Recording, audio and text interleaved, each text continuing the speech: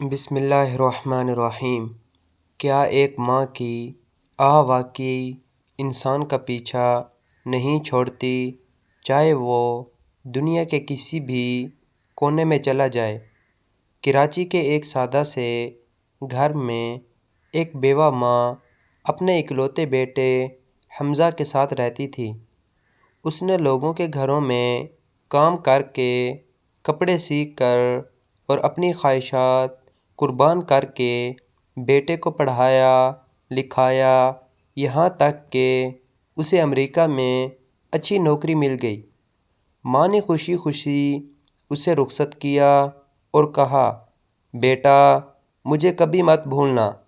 شروع میں حمزہ فون کرتا رہا، مگر آہستہ آہستہ امریکہ کی مصروف زندگی، نئی دوستیاں اور دولت کی چمک میں ماں پیچھے رہ گئی۔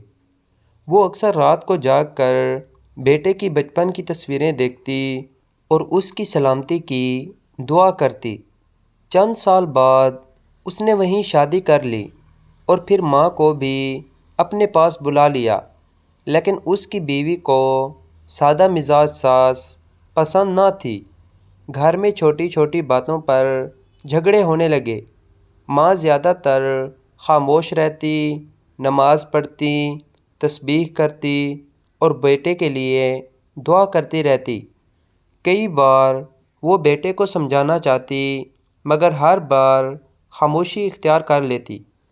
ایک دن بیوی نے صاف کہہ دیا کہ یا تو میں رہوں گی یا آپ کی ماں۔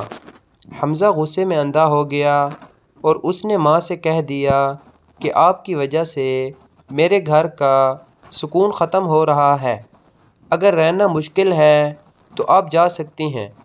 اس نے ماں کا بیگ دروازے سے باہر رکھ دیا۔ ماں کی آنکھوں سے آنسو بہنے لگے۔ اس نے کانپتے ہاتھوں سے دروازے کو آخری بار چھوا اور آسمان کی طرف دیکھ کر کہا، یا اللہ، اگر میں نے کوئی غلطی کی ہو تو مجھے معاف کر دے، مگر میرے بیٹے کو اس کی غلطی کا احساس ضرور دلا دینا۔ چند دن بعد صدمے اور بیماری سے اس کا انتقال ہو گیا۔ جب حمزہ کو خبر ملی تو وہ ٹوٹ گیا، مگر بہت دیر ہو چکی تھی۔ ماں کی تدفین کے بعد اس کی نوکری بھی ختم ہو گئی، بیوی بھی اسے چھوڑ کر چلی گئی، دوستوں نے بھی ساتھ چھوڑ دیا۔ وہ تنہا رہ گیا اور واپس پاکستان آ کر روز ماں کی قبر پر بیٹھ کر روتا، قرآن پڑھتا اور کہتا، امی مجھے معاف کر دیں، میں نے آپ کی قدر اس وقت نہ کی جب آپ زندہ تھیں۔ اب اسے سمجھ آ گیا تھا کہ کامیابی ماں کی دعا کے بغیر ادھوری ہے، اور ماں کا دل دکھا کر انسان کبھی سکون نہیں پا سکتا۔ اس کی زندگی تو چلتی رہی، مگر دل کا خلا کبھی نہ بھرا۔ وہ اکثر سوچتا، اگر وقت واپس آ جائے تو وہ سب کچھ قربان کر کے ماں کے قدموں میں بیٹھ جائے، مگر وقت کبھی واپس نہیں آتا۔